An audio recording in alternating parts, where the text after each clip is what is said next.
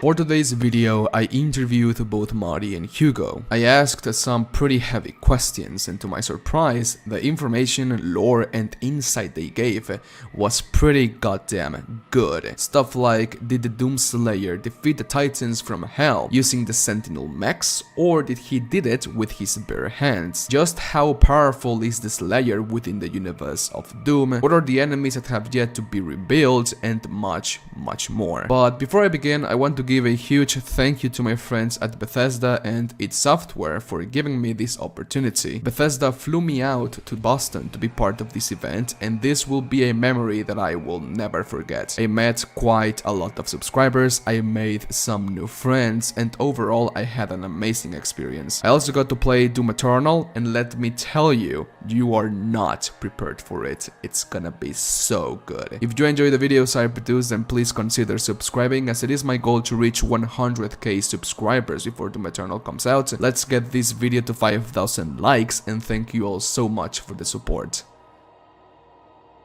I'm Hugo Martin, the game director on Doom Eternal.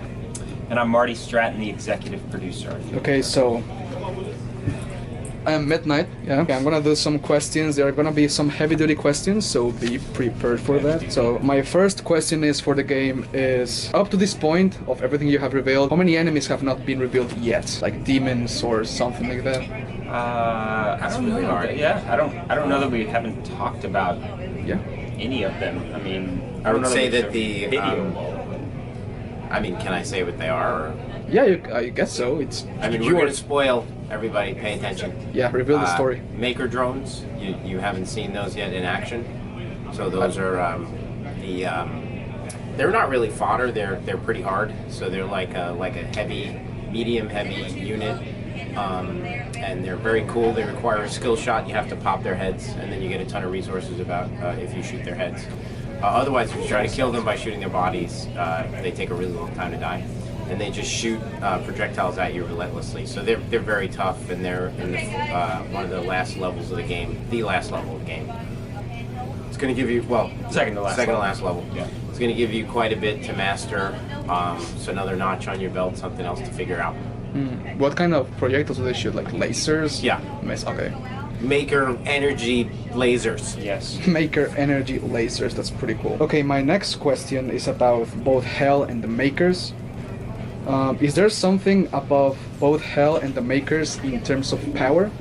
So that's a really good question, and to answer that would destroy everything. So I can't. Damn it, Hugo! I can't answer that. Is the Slayer above everything?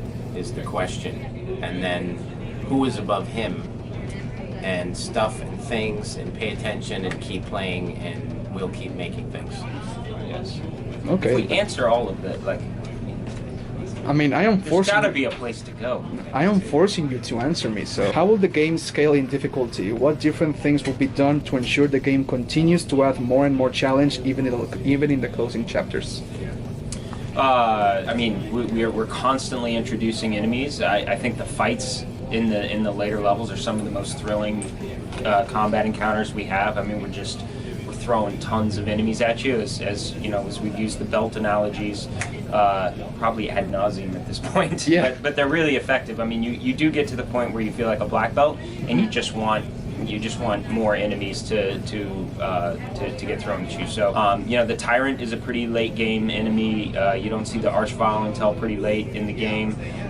When those two things start showing up, it's really game on, and very fun. The Archvile in particular, because you know, they res other demons in, and those demons are buffed. So much like a buff pod earlier in the game, you kind of have this dynamic of not only having to fight the Archvile, but these buff demons. That, so he gives a buff to the demons. Yes. He rests them, or does he invokes them, spawns them? Spawns them. Spawns them? Okay. Yeah. So very tough. Tyrant's really tough. And again, you basically about halfway through the game you start fighting the Marauder, which is amazing. Totally different fight. So I think just from an enemy perspective, we're really pacing that last part of the game, always introducing something new. visually there's stuff to see that's different all the way throughout, and then even things like the traversal puzzles get more challenging. You really start to master those skills, start to be able to master the way the wall climbs, the kind of shootable triggers that open things, and it's fantastic. You're flying through the world in really incredible ways, fighting unbelievable demons, seeing cool things. It's I think people are really gonna, as much as people have played, like, you know, the first part of the game and the demo. When you get into the later part of the game, it's just it just keeps getting better and more challenging, and that's what you want when you're playing it. You just feel yourself mastering one thing after another, and it's thrilling. Awesome. So, can the Archvile like buff a Tyrant or the Doom Hunter or the Marauder? He spawns them in, and whatever he spawns in is buffed. It's buffed. Oh. So he can spawn in who did you ask? The Marauder, like super heavy demons. No, currently he will not spawn in a Marauder. You don't want to fight a Marauder that's buffed. That would not be fun. Why not? No. It will be a cool challenge. That would be impossible. Okay, I guess so. So Okay. there are certain super heavies. Yeah, there are certain super heavies that he will not spawn in, just because it's not fair. This is about the DLC, so are we going to play as a normal human being in the DLC? And are we going to see just how the invasion began on Earth? In the DLC. The first two DLC we're planning are Slayer DLCs. So you'll play as the Slayer. That was really, you know, it was one of those things. We thought about a lot of different things, but it was one of the things we didn't give people any DLC that they wanted on Doom 2016. So they wanted more campaign, they wanted more Slayer, they wanted more, you know, new worlds to play and that kind of stuff. So that's really what we're focused on with the first two DLCs. Those you get through the deluxe edition as well, and just started development on the first one. Really, some pretty cool stuff. We'll get into. Yeah, I think it is going to be cool. Very creative ideas, and you know, you just, like you do, you get to the end of the game and you want more. So whether it's the DLC we're doing or the master levels, or taking your skills into battle mode, there's just so many more ways to play Doom Eternal in the months and years post-launch than there was for 2016. Oh, awesome. I'm sorry. No, it's all right. It's fun. Another question. Since when does the Slayer have the Fortress of Doom, and what is it exactly? So, spoiler alert, so assuming you would read the Codex entry, you would know that it is part of the Sentinel fleet. They are like Sentinel battle stations, and so on Argent Denor we have, you know, it's a whole planet, and there is the Sentinels, who the sort of the Sentinel people, and the Night Sentinels are the elite fighting force, the military of Argent Denor. And one of them, there are many, and they're kind of like, their Star Destroyers are the Fortress of Dooms. There's like a bunch of Fortress of Dooms, so that's just one of them. It's like a remnant of an entire fleet of I hate to say it, but space castles, basically. And so we just thought it'd be cool, like, what would a battle station be for the Sentinels, and rather than it being an actual. So at one point. So more info. Gonna hook Midnight up over here. So they used to be actually ships. Like the first design iteration, it was an actual ship with like a directional thrust, and you know, it looked like it had some shape to it, and it would like rocket off into space. Not unlike a Star Destroyer, but it just seemed so conventional. You know, like it didn't seem very unique.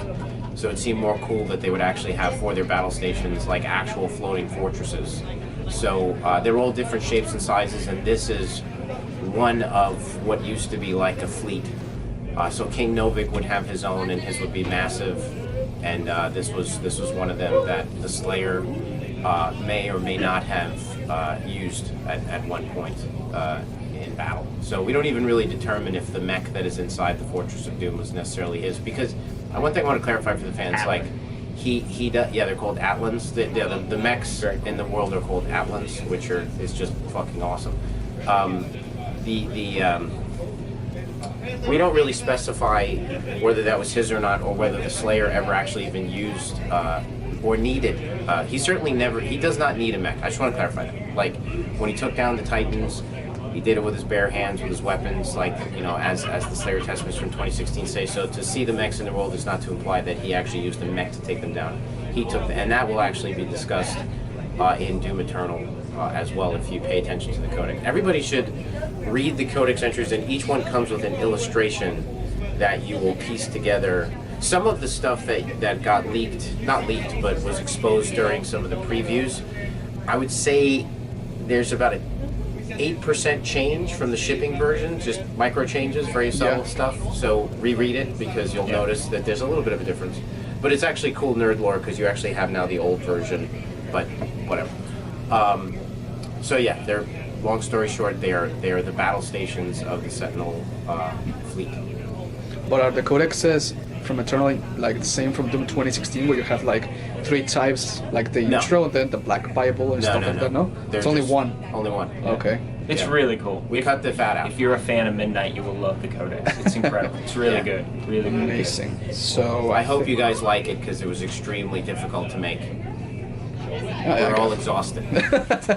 Look at his eyes, the bags under his eyes. Okay, this is going to be it is going to be the last question because I need to save some more for later.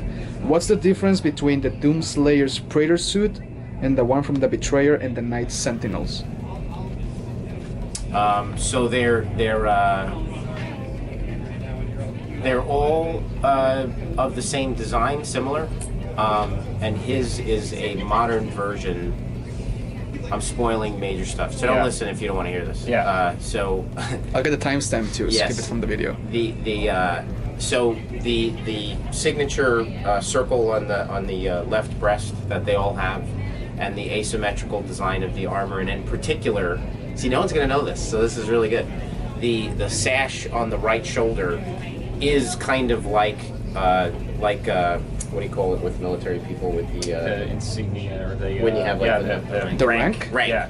So the color of the sash here underneath the armor determines the rank of an elite Sentinel guard. And so you'll see that the Slayer's is orange, and that has meaning, and then other people's are like blue, and they're different colors. So not like a martial arts belt, basically. That one, right, in the shirt. Yes. So this right here is not an accident. This is actually really important. We designed this to basically be like a martial artist wearing his belt. So this determines his rank. Orange is, of course, for the super badasses. And then what he wears is a modern version of the Sentinel armor. So when you see the Betrayer, he is wearing like an old version. And then over time, the Slayer, as you see in the Fortress of Doom, he works on his own stuff. He's a tinkerer. He's a tinkerer. He'd make a good programmer at id Software. And he also has a rockin' PC. Everybody saw that. So 3 monitor setup. Yeah. So long story short, it is the original version of the Sentinel, the Elite Sentinel Guard's armor. Pretty cool. That was awesome. Yeah. Thank you guys for coming. Let's get like on the camera. Like here's Hugo, Marty, Midnight. There's Nick. There's Joshua too. Hey, thanks for watching, guys. Have a nice day. And so okay, Spudsons, that's all the time I had for today's video. Please let me know what you think about this video down in the comments section. Leave a like if you did, and a dislike if you disliked it. Thanks to all of my patrons who made this video possible, and be sure to follow me everywhere as well. Instagram, Twitter, and on Twitch. Thanks for watching, I'll see you on Wednesday. Adios, bye. Mwah.